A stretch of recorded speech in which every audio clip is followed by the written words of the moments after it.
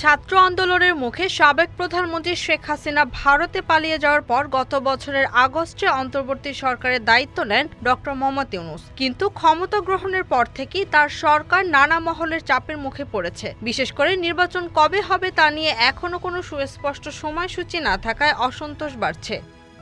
শিক্ষক, সরকারি কর্মচারী, রাজনীতিকদের থেকে একের পর এক দাবি ও প্রতিবাদের মুখে পড়েছে শান্তিতে নোবেলজয়ী ডক্টর মোহাম্মদ ইউনূসের নেতৃত্বাধীন এই সরকার।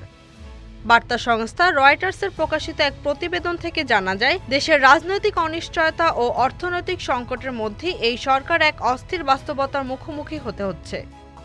রয়টার্স জানায়, দেশের সরকারি প্রাথমিক বিদ্যালয়ের শিক্ষকরা অনির্দিষ্টকালের জন্য কর্মবিরতি শুরু করেছেন। তারা বেতন বৃদ্ধির দাবিতে এ কর্মসূচি ঘোষণা করেছেন। একই সঙ্গে সরকারি কর্মচারীরাও কর্মবিরতি পালন করছেন।